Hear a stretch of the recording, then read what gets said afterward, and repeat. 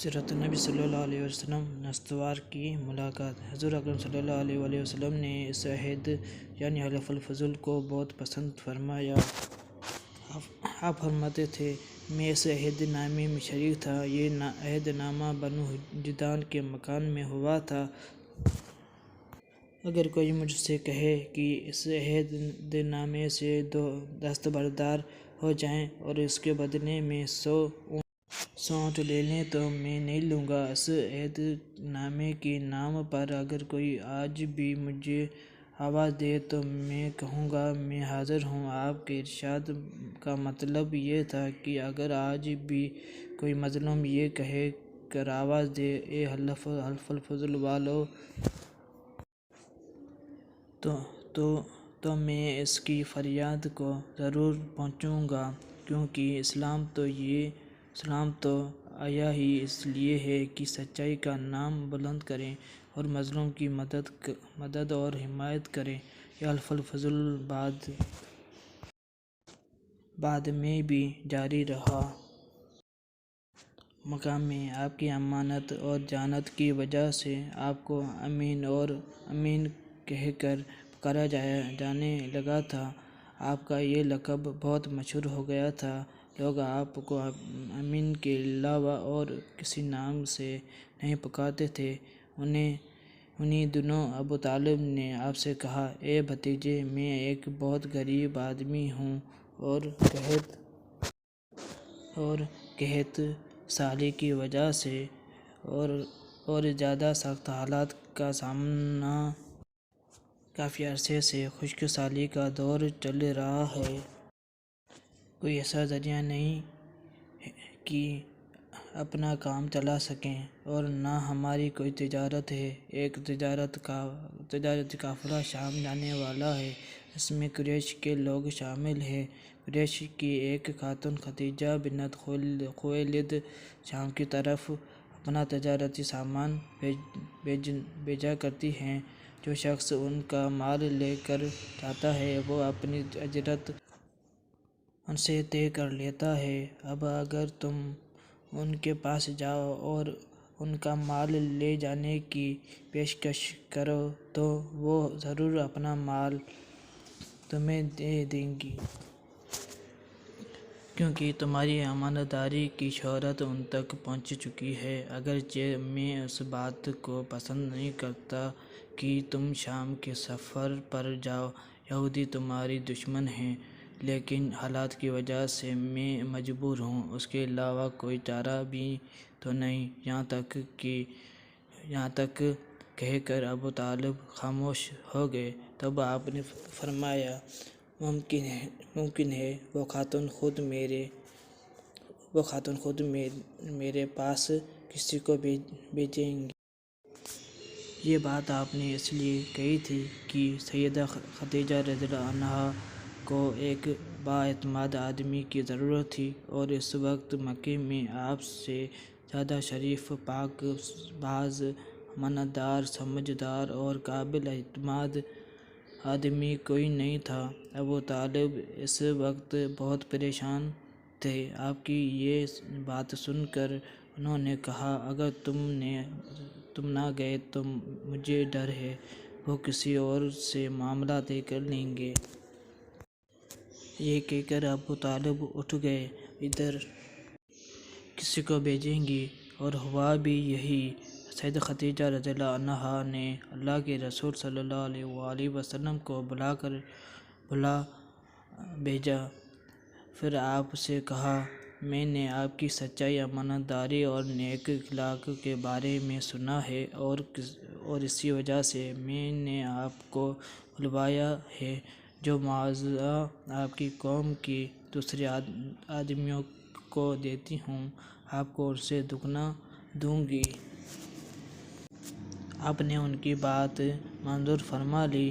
پھر آپ اپنے چچا ابو طالب سے ملے، انہیں یہ بات بتائی۔ ابو طالب سن کر بولے، یہ روزیہ تمہارے لیے اللہ نے پیدا فرمائی ہے۔ اس کے بعد آپ صلی اللہ علیہ وسلم سیدہ خدیجہ رضی اللہ عنہا کا سامان تجارت لے کر شام کی طرف روانہ ہوئے۔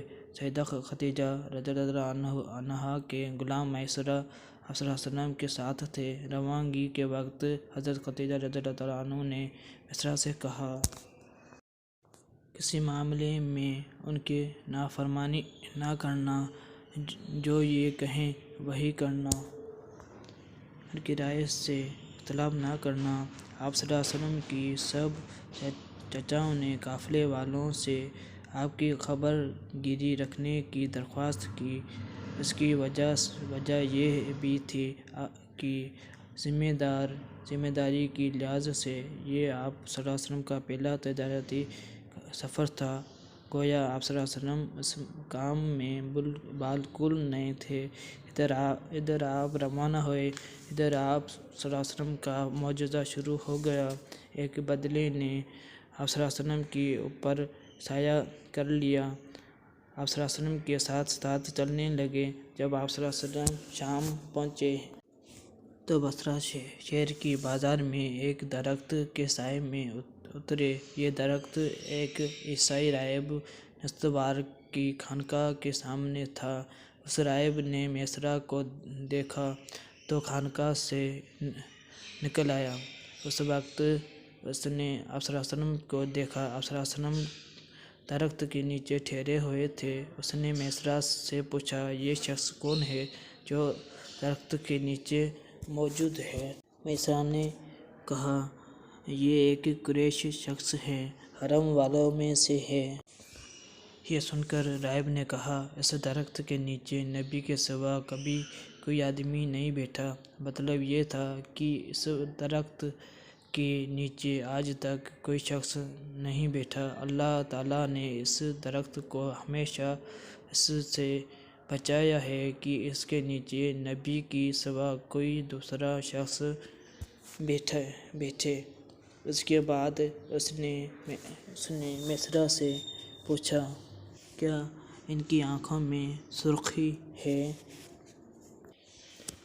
میسرہ نے جواب دیا، ہاں بالکل ہے، اور یہ سرخی ان کی آنکھوں میں مستقل رہتی ہے۔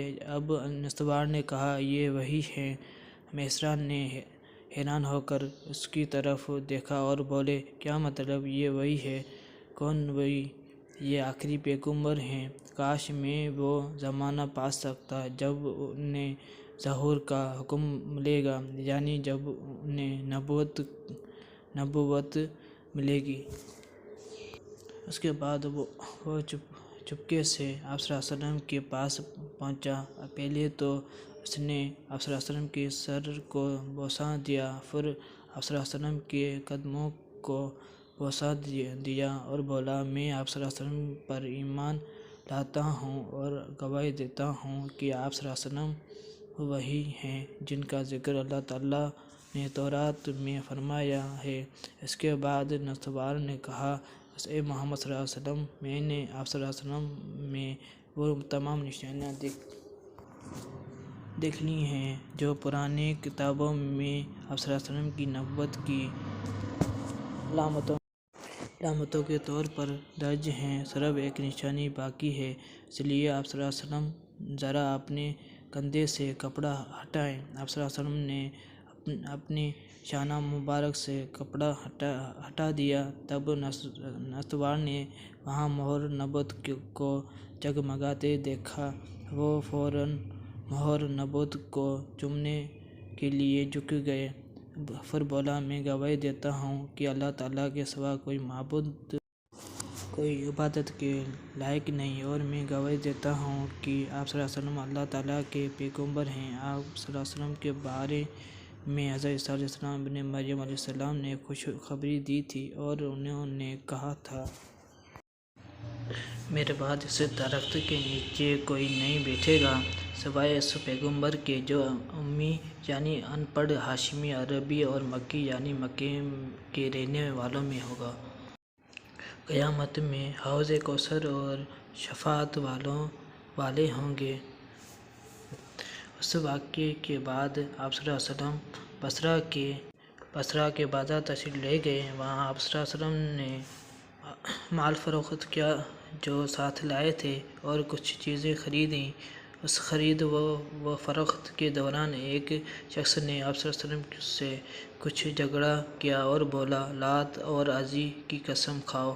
آپ صلی اللہ علیہ وسلم نے فرمایا، میں نے ان بتوں کے نام پر کبھی قسم نہیں کھائی۔ آپ صلی اللہ علیہ وآلہ وسلم کا یہ جملہ سن کر وہ شخص حیران ہو گیا